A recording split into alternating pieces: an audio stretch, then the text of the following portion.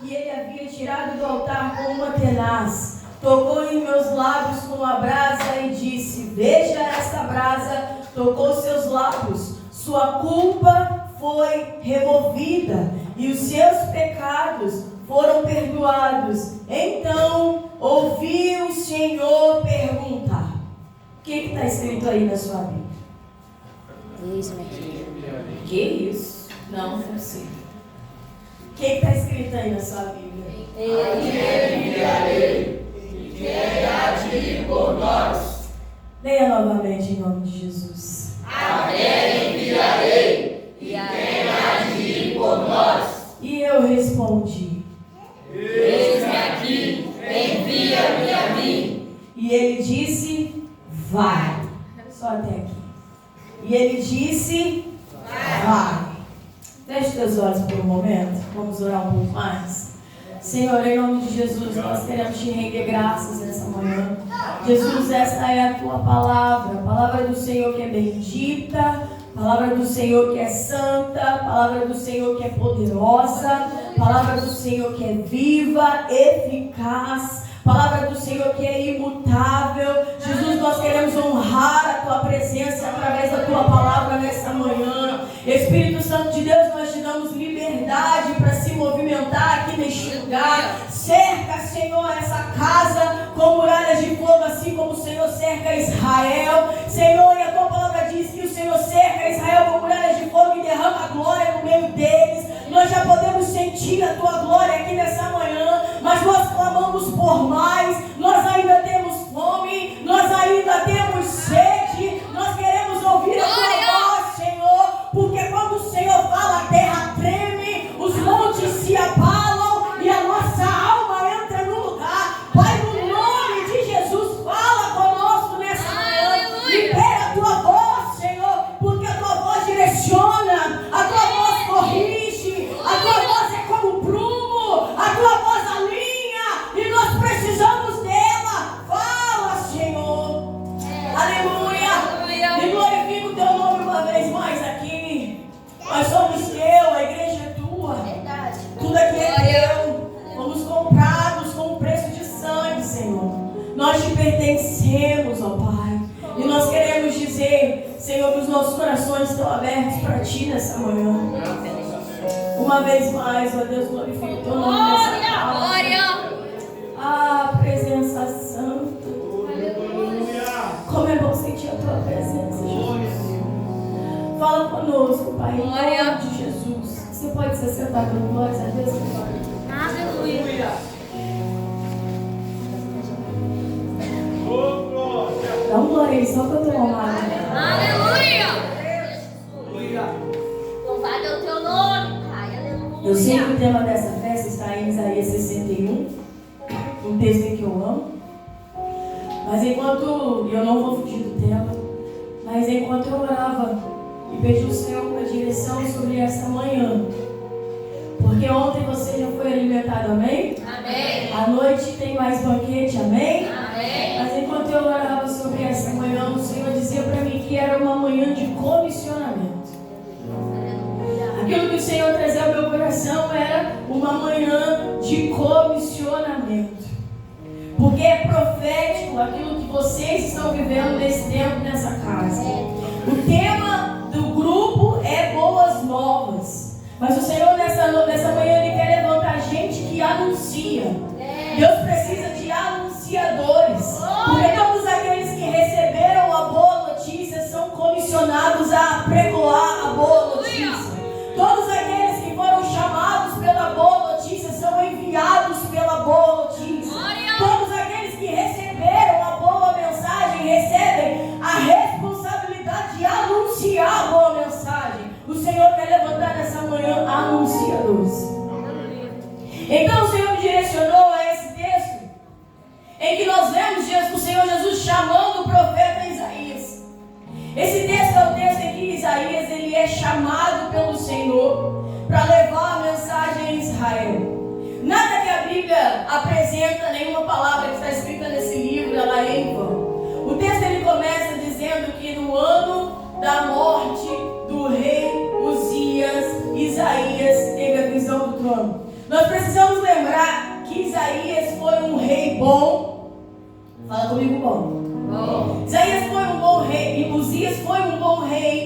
que reinou por um longo período de tempo, mas no final do seu reinado, ele se apartou de Deus e cometeu coisas que não agradavam ao coração do Senhor. E quando Uzias ele se afasta da presença, quando o rei se afasta, todo o reino perece. Então, no tempo em que Isaías é chamado, nós estamos vendo Israel num tempo de confusão, num tempo de apatia espiritual e num tempo de problemática política. O reino está em confusão. A crise está instalada no meio do povo de Deus. Eles estão com o coração afastados do Senhor, religiosamente e politicamente. Verdade, meu Deus. Então, no meio do caos, no meio de situações complicadas e improváveis, o Senhor, Isaías, entra no templo e tem uma visão de Deus. Nós precisamos também lembrar que Isaías e Uzias, eles eram parentes. É um ano, vou dizer mais uma vez, de problemáticas espirituais, políticas e luto. No meio da dor, da confusão, Deus estabelece um chamado.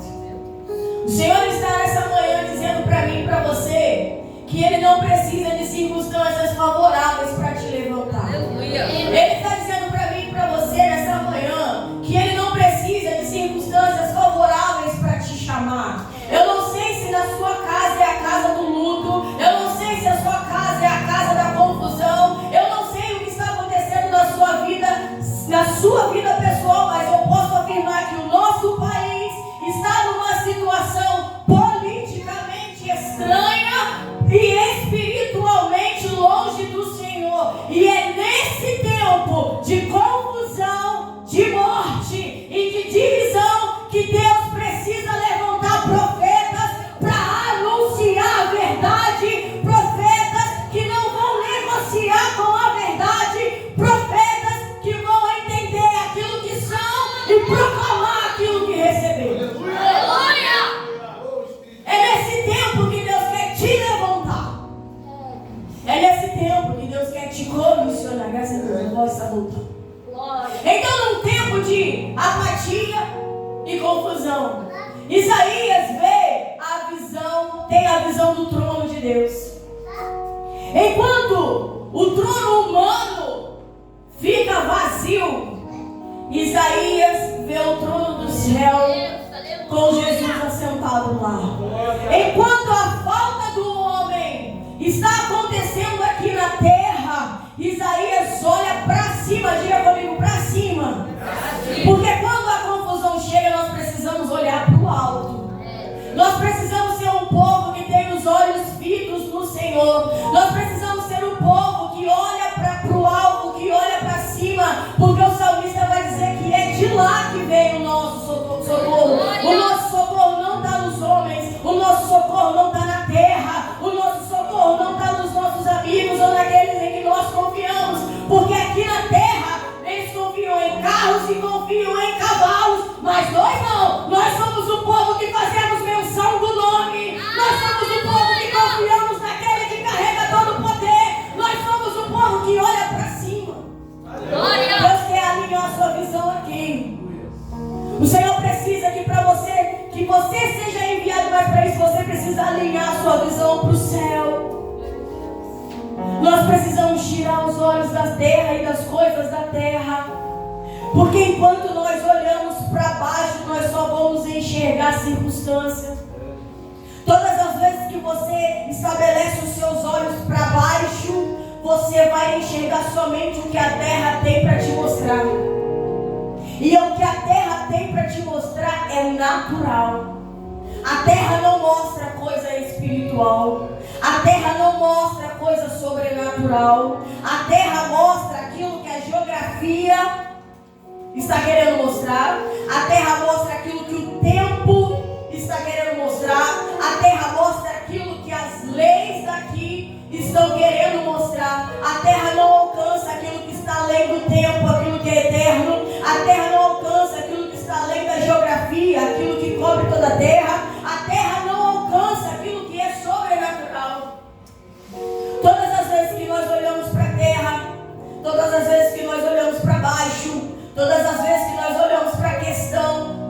vamos enxergar a questão. A terra, ela é um limitador de visão. Todas as vezes que você se abaixa para olhar, você está limitando a sua visão. Mas Isaías, ele nos ensina algo precioso aqui. A terra está em crise. Se a terra está em crise, eu olho para cima. Se o problema está na terra, eu olho para cima. Se a questão está se apresentando para mim na terra, eu olho para cima. Porque quando eu olho para cima, o céu, ele tem coisa sobrenatural para me mostrar. O céu, ele tem coisa sobrenatural para me revelar. Porque aqueles que caminham olhando para cima não estão andando por vista, andam por revelação. Deus quer te chamar a andar por revelação, não por vista, mas por aquilo que o céu pode te mostrar e aquilo que somente o céu tem capacidade para te mostrar. É um povo que anda por visão, não por vista. Aleluia. A situação aqui está problemática. Ele olha para cima e tem a visão do trono. Está faltando homem na terra. Ele olha para cima, o trono está lá imutável. A terra só tem caos, mas o trono está estável. Tudo aqui está se movendo, mas lá está inabalável. Eu vim aqui te lembrar que você adora um Deus imutável, inabalável, poderoso, que se movimenta, mas não muda, que se movimenta, mas não muda, soberano sobre tudo. E aí ele ainda está sentado no seu trono de glória. Os homens podem faltar, mas o trono não falta. A terra pode falhar, mas ele ainda está sentado. Não se movimentou, não saiu de lá. Ele ainda está lá. Glória. Talvez eu não traga para você hoje nenhuma revelação nova. E eu louvo a Deus por isso, porque aí você tira a expectativa de mim. Mas eu falo hoje como Paulo, preciso te lembrar das velhas coisas. Nós precisamos ser lembrados das velhas coisas. Porque quando as situações nos abalam, a gente treme. Só que se a gente olhar para o trono, ele não está tremendo. Meu Deus. Meu Aleluia. Deus. Deus está falando com alguém aqui, essa palavra tem endereço. Então Isaías, ele olha para o trono e ele tem a visão de Deus. Lembrando que a gente está falando de comissionamento. Ele olha, ele tem a visão do trono de Deus, e a palavra vai dizer que a aba do seu manto, ele enche todo o templo. A casa ela é cheia da glória e de fumaça. A glória do Senhor está sobre aquele lugar, assim como está aqui sobre nós. Isaías, ele tem a visão de Deus e ele percebe a soberania de Deus a partir dessa visão. Ele percebe como o movimento do céu acontece a partir dessa visão. E como existem servos de Deus que se movimentam lá a partir dessa visão. O que eu estou querendo dizer para você com isso? O Senhor, ele tem adoradores lá. O Senhor, ele tem mensageiros lá. Porque o texto ele é muito claro em dizer que são serafins. Serafins são mensageiros. Mensageiros de fogo. O Senhor tem tudo isso lá. Mas ainda tendo serviço perfeito, adoração perfeita e movimento perfeito lá, ele olha para a terra e decide chamar um homem imperfeito, de lábios impuros, sem saber o que fazer, porque está sem governo. Eu vou dizer mais uma vez para você entender. A visão que Isaías está tendo é: lá o trono está no meio deles, os mensageiros de fogo estão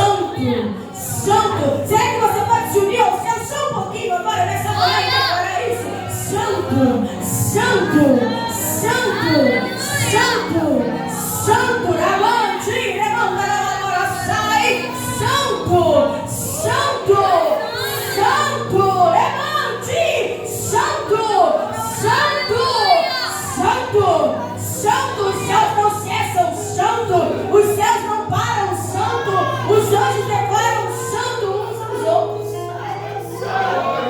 Adoração perfeita, inerrante e incessante. Glória a Meu Deus. Deus.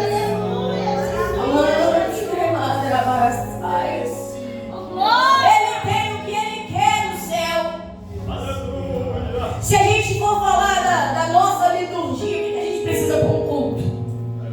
A gente precisa da presença de Deus.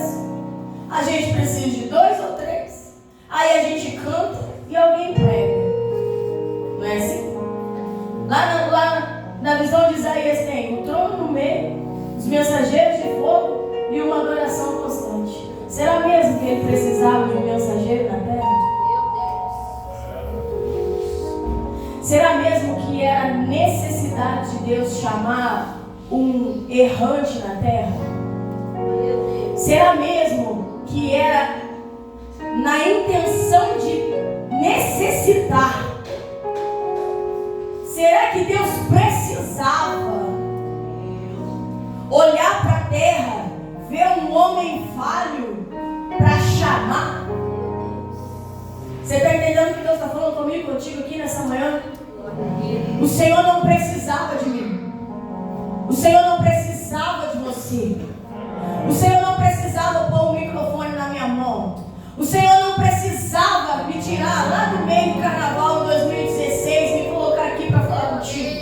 O Senhor não precisava botar você para cantar. O Senhor não precisava querer te comissionar. Não é sobre necessidade, não é sobre falta no céu, não é sobre escassez na presença de Deus, é sobre o querer de um Deus soberano que não precisa de nada, mas decidiu te escolher, te chamar, te santificar, te justificar, te levantar e te dar uma mensagem. Glória! Não é sobre ele precisar, é sobre ele querer.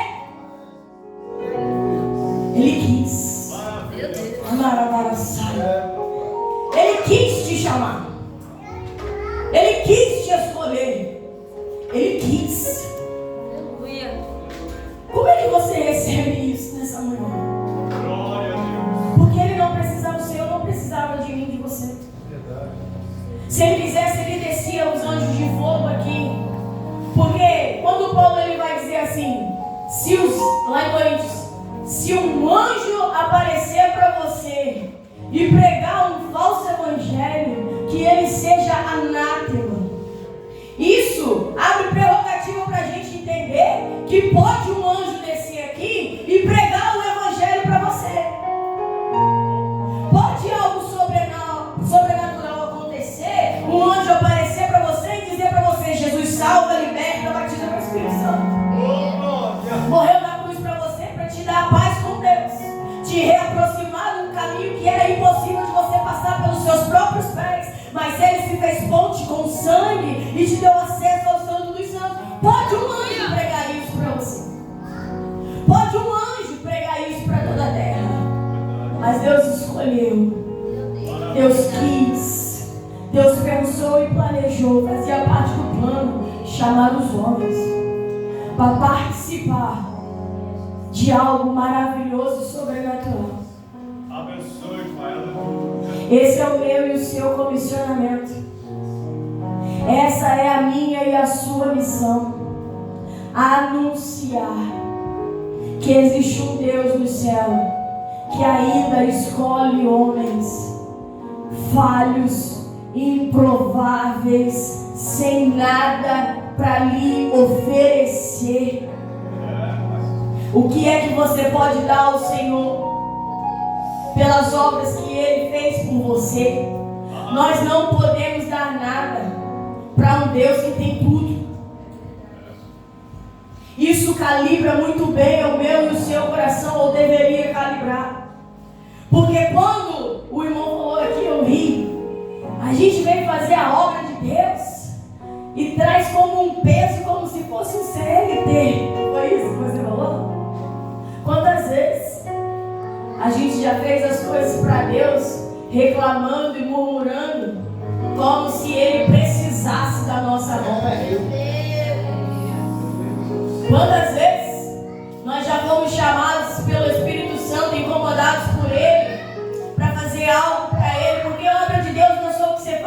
templo, não. Tá? Isso fica muito claro nessa manhã. Obra de Deus não é só o que você faz no templo. Porque você não tem dupla vida. Meu Deus. Você não é santo aqui e carne lá fora, não. Eu estou falando pra gente que entende que é um ser espiritual. Então tudo que nós fazemos é espiritual. Não tem pra nós, isso aqui é espiritual, isso aqui é secular. Né? Essa palavra que a turma usei. Isso aqui é espiritual, isso aqui é secular. Vou aplicar para você entender. Cantar no culto é espiritual, trabalhar é secular. Pregar no culto é espiritual, mas lavar louça na minha casa é secular. Meu Deus. Orar por alguém é espiritual, mas ser um bom motorista no trânsito é secular. Não! Se você é um ser espiritual, tudo que você faz é espiritual. Porque quer comamos, quer bebamos, tem que ser para a glória de Deus. Quer comamos, quer bebamos, tem que ser para a glória de Deus. Que nessa noite caia sobre a sua mente essa barreira de achar que você tem vida secular. Não. Se você foi lavado, se você foi remido, tudo que você toca é santo, tudo que você faz é santo e precisa ser para a glória daquele que te lavou. Aleluia. Isso nos calibra. Isso nos afina, Maravilha, Pai. isso nos corrige. Aleluia. Precisa ser para a glória de Deus. Fala aí, Jesus. Mas quantas vezes nós entramos aqui, nosso culto é muito cedo. Ai, tem que chegar tão cedo assim mesmo, Bruno. Nossa, mas tem que... Ai, campanha de oração. Meu Deus. Não, mas tem que orar 1 hora de joelho para que as pessoas se convertam lá no culto, na festa. Vem se arrastando, vem reclamando, vem murmurando, para fazer algo para Deus com peso, para um Deus que não precisava. Opa, eu queria fazer o Senhor dar, mas o Espírito Santo não está aí nessa. Um Deus que não precisava. Servir ao Senhor é privilégio. Servir ao Senhor é honra. Servir ao Senhor com tudo que tenho, com tudo que sou, até o meu último fôlego de vida é gratidão. Calibra o seu coração nessa manhã para isso. Ainda que doa, ainda que precise de recursos, ainda que traga dor e sofrimento, ainda que no meio do caminho você precise ver livramentos. Servir ao Senhor é honra. Ainda que os homens descredibilizem, servir a quem te chamou é honra. Ainda que ninguém te apoie, servir ao Senhor é honra. Quem precisa de apoio de homens para servir ao Senhor ainda está olhando para baixo da terra, está apegado ao que é natural. Mas se você é daqueles que olham para o sobrenatural, servir ao Senhor é honra. Independente de apoio, independente de aplauso, independente de circunstância, independente do que tem e do que não tem, servir ao Senhor é honra. Porque Ele não precisava. Talvez eu fale isso até o final da mensagem. Ele não precisava, não. Ele quis. Meu Deus. Então, Isaías, ele vê a soberania de Deus enchendo o templo, os anjos cantando. E quando ele tem a visão da glória, ele faz exatamente aquilo que o irmão do Paraguai pregou. Quando ele falou, eu falei, Senhor, não preciso nem entregar a mensagem que o irmão falou. Já. Quando Isaías ele tem a visão da glória, porque, meus irmãos, você não pode ir sem ser tocado. É manhã de comissionamento, esse é o plano de fundo. Você não pode ir se Deus não te tocou. E eu não estou dizendo para você fingir que não está entendendo o que eu estou falando, não. Não estou dizendo esse tocar no sentido assim, sentir Deus ia ali. Não é isso que eu estou falando, não. Não distorce o que eu estou dizendo, não. Eu estou dizendo que você não pode ir anunciar a boa mensagem se a glória de Deus ainda não te tocou e te transformou em algum lugar. Porque só aqueles que foram transformados recebem autoridade para pregar transformação. Só aqueles que se submeteram recebem autoridade para pregar submissão. Só aqueles que foram tocados pela glória recebem autoridade para ministrar glória na vida de alguém. Só aqueles que foram amassados, esmagados, para Deus extrair óleo, tem autoridade para derramar óleo na vida de alguém.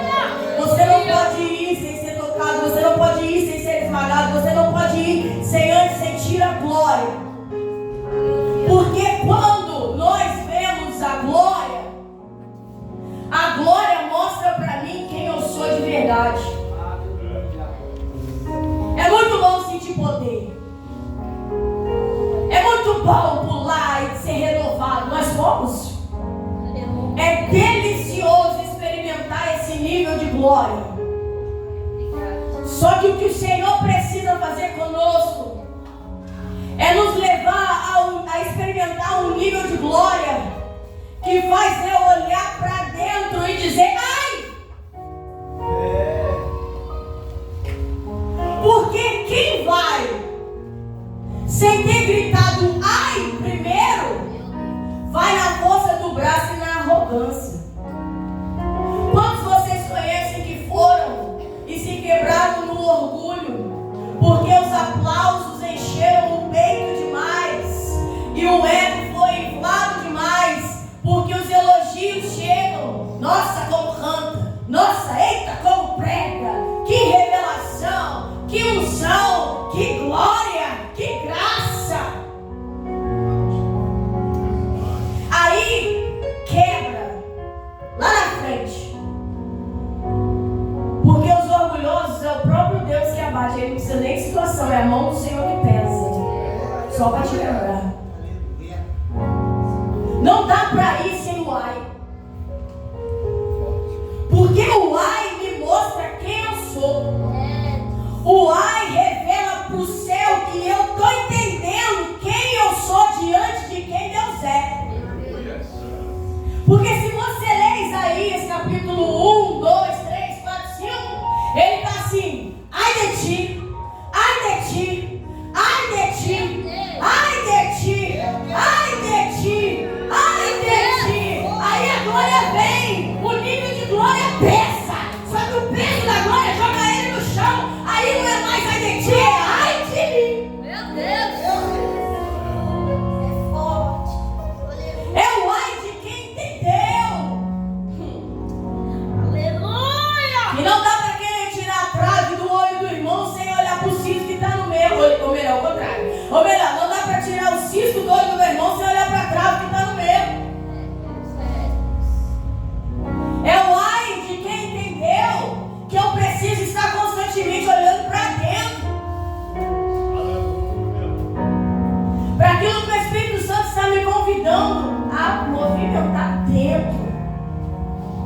Porque a transformação de Deus naquele que Ele envia é de dentro para fora. Deus precisa mover em nós de dentro para fora. Ontem eu preguei numa festividade que o tema era fruto do Espírito. Gálatas capítulo 5, você já leu? Mas você já leu aquilo ali com atenção? Se você não leu, abre lá, reflete nisso que está escrito lá. Paulo ele vai abrir o capítulo 5 dizendo que Deus nos chamou para a liberdade. Esse é o versículo 1 de Gálatas 5. E se Ele nos chamou para a liberdade, nós não podemos voltar para o jugo da lei. Aí ele vai discorrendo.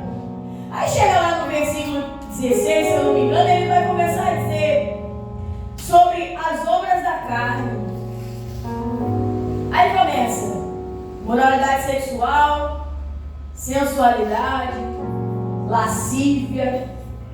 Aí ele fecha esse bloco, que é o bloco da imoralidade sexual. Aí o texto dá uma vírgula. Tá lá? Pode avançando. Aí o texto vai discorrendo.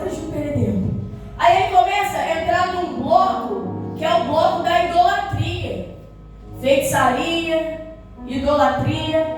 O terceiro bloco que Paulo apresenta das obras da carne são questões relacionais: inveja, brigas, contendas. O que mais descrito lá? Avança aí, meu irmão. Esse é o fruto para trás. Homicídios, bebedices, é o bloco relacional. Essas são as obras que nós não precisávamos fazer força para executar. Obra da carne, nós não precisamos fazer força para executar. A nossa carne, ela já se inclinava para isso. Eu não sei você, mas eu sei muito bem quem eu era antes de Jesus Cristo me alcançar. Eu não fazia força para executar nada disso aqui. Era automático, fluía. Coisa terrível. Mas o fruto do Espírito está no singular. Não é algo que eu consigo gerar por mim mesmo. O fruto do Espírito, quem gera é o Espírito. Aleluia.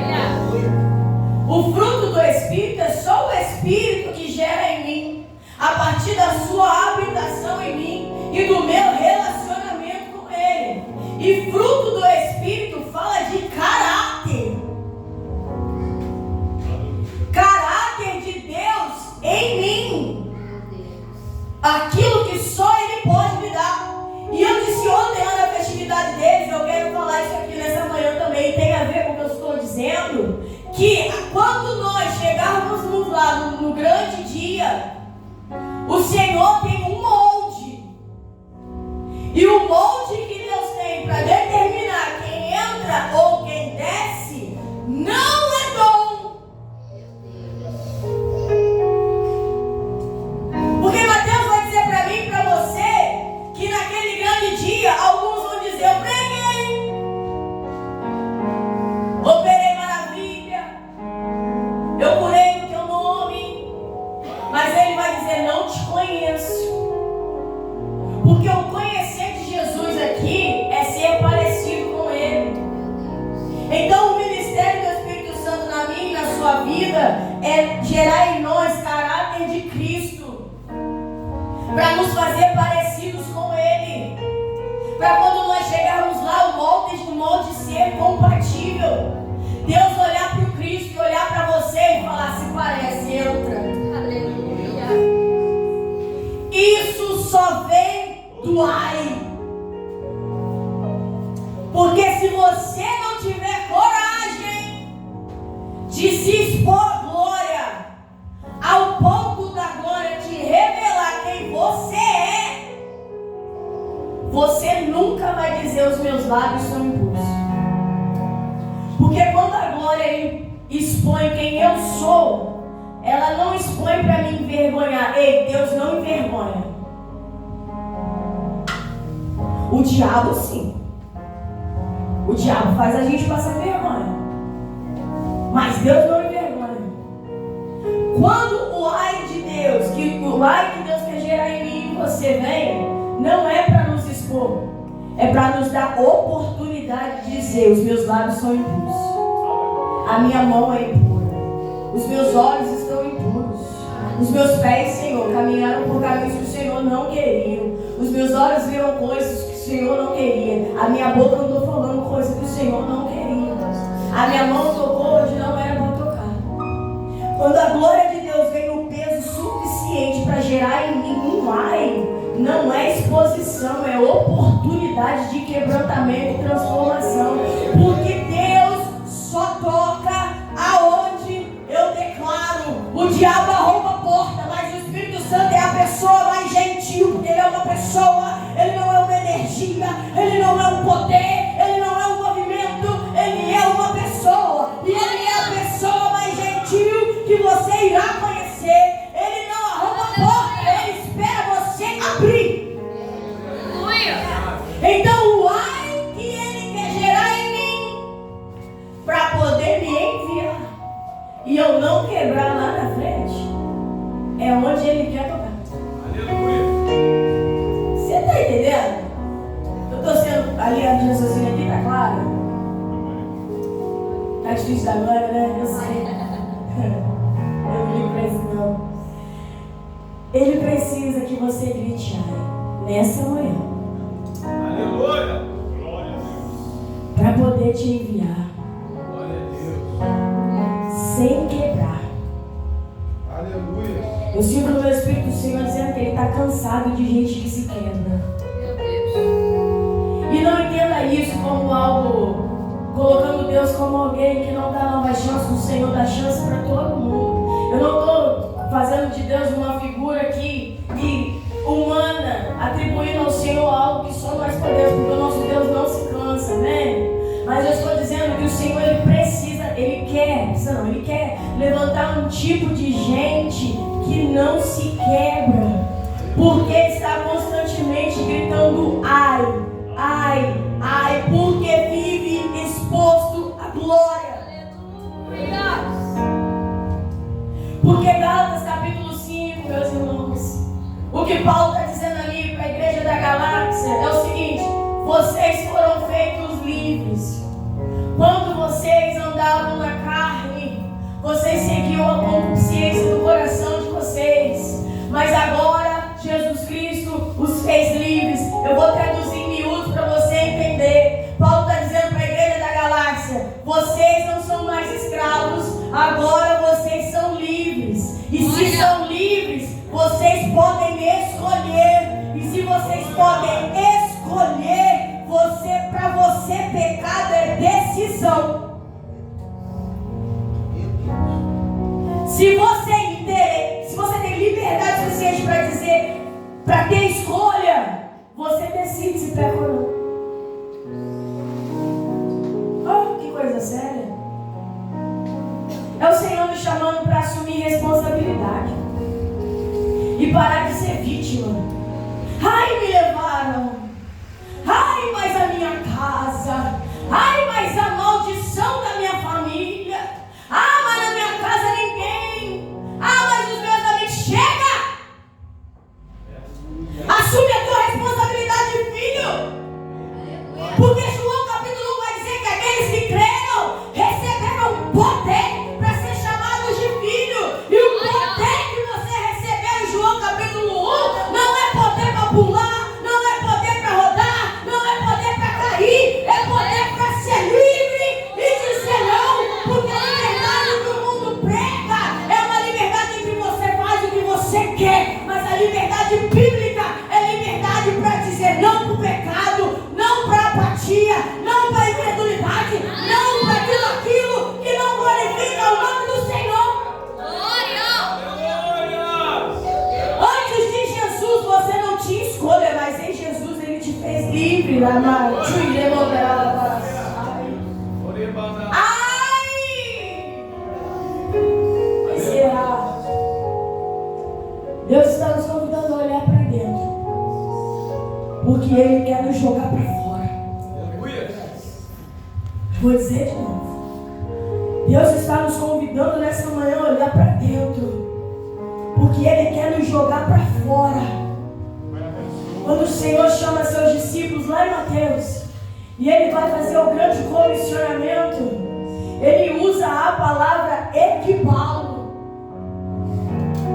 Quando Ele diz, vai, anuncie o Evangelho, pregue, cure, transforme, a palavra aplicada ali é equibalo.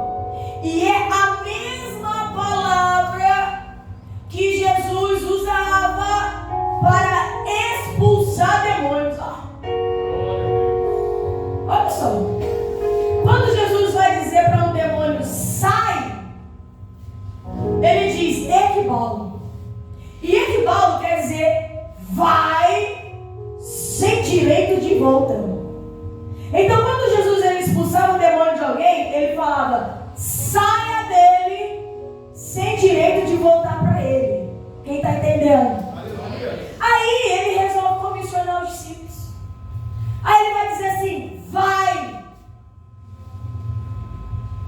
Quando Ele diz vai para os discípulos, Ele está dizendo, eu estou enviando vocês sem direito de volta.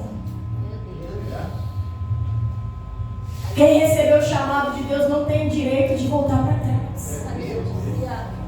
Quando Deus diz para você vai, é sem direito de retorno. Não tem como mais voltar para uma vida antiga. Não tem como mais voltar para o mundo antigo. Não tem como mais voltar para as vontades antigas. É sem direito de olhar para trás. É sem direito de querer fazer como fazia antes. É sem direito de querer agir como agia antes. É sem direito de alimentar os seus desejos como você desejava antes. É vai sem direito de retorno. É vai sem direito de retorno. É viva uma vida nova sem direito de voltar para a antiga. É usufruir das coisas novas sem direito de voltar para as antigas. É seguir em frente sem direito de olhar para trás. É por isso que você precisa gemer.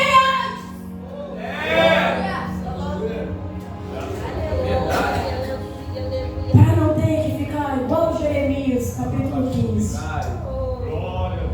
Os seus sacerdotes estão voltando ao seu vômito. Na versão da mensagem, escrito assim, ó. Eles caminham e caem. Caminham e caem. E eu, o Senhor, preciso tratá-los como bebê novamente. Dando papinha. Versão da mensagem, Jeremias capítulo 15. Dando papinha e dizendo gugu dadá. Voltando ao próprio vômito. Voltando para onde Deus tirou. A vida com Cristo, ela é uma caminhada. Jesus, ele é o caminho. Eu estou escrevendo aqui. Jesus, ele é o caminho. É jornada.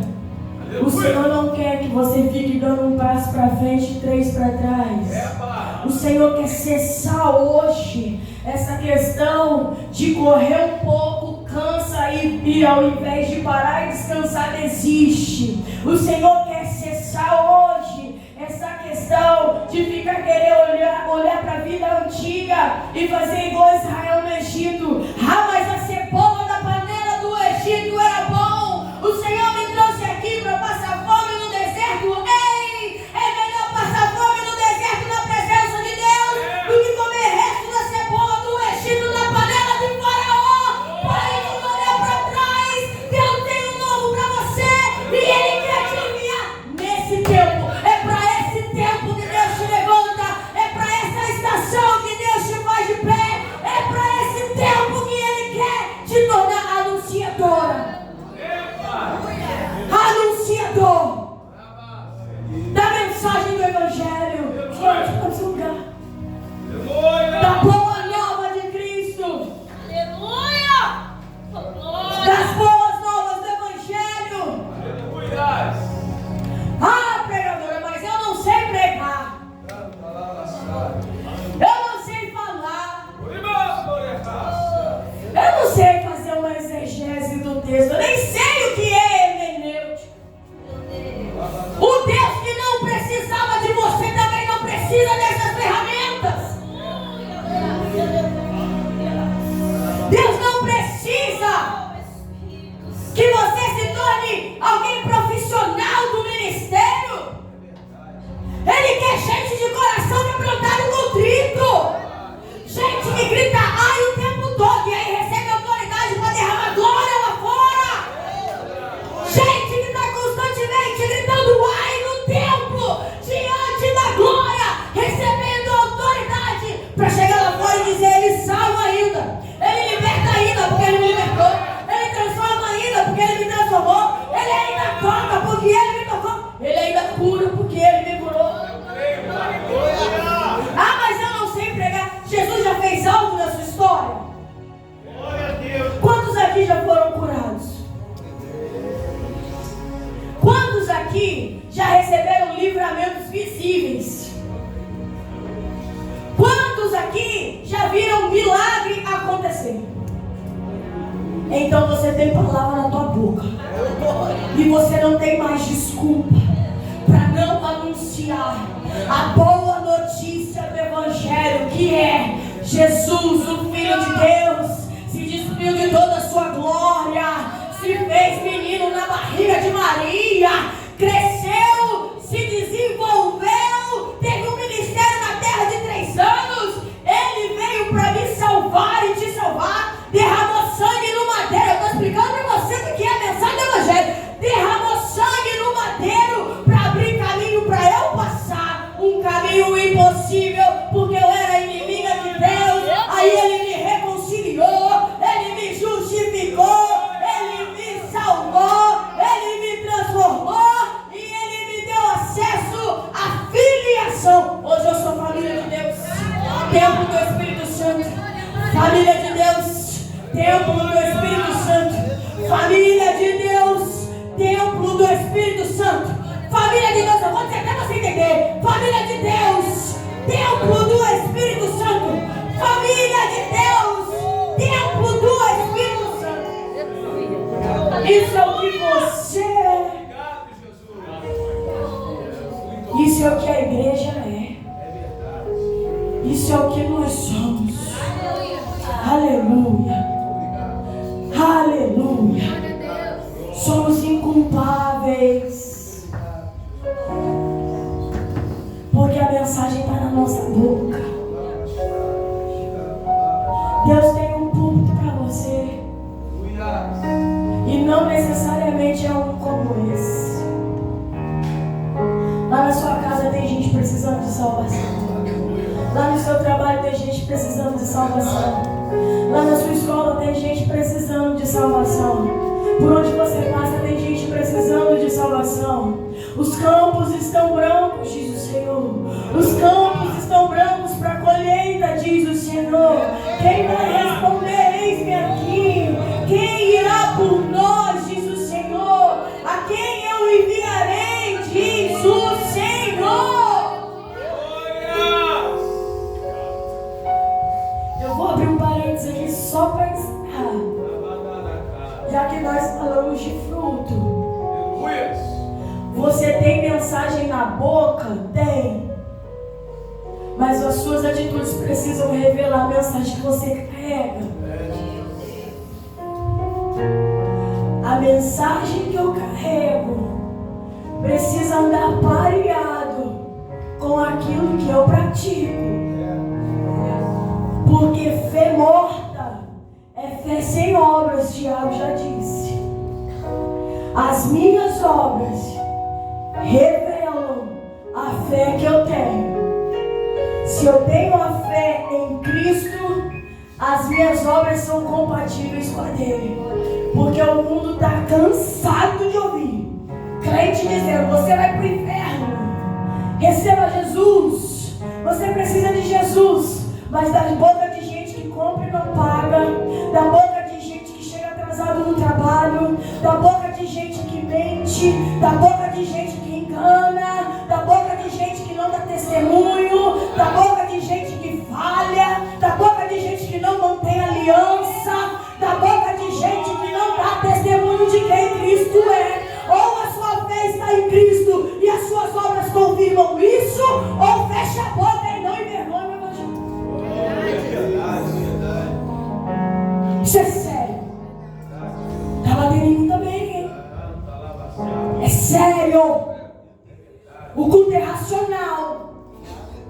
Deus está sendo claro com a gente. Deus quer levantar um povo que tem a mensagem no coração, tem a mensagem na boca, mas também tem a mensagem nas mãos. Deus quer levantar você nessa manhã com mensagem na boca, mensagem no coração e mensagem nas mãos. É por isso que você precisa gritar. Eu vou dar um tempinho para você olhar para dentro. Tá cedo, tá de manhã. Eu não tô com pressa. Você tá com pressa? Eu não tô com pressa. Eu preciso ir até o final, não é que eu não vou experimentar Jesus, não. Você vai fechar os seus olhos agora.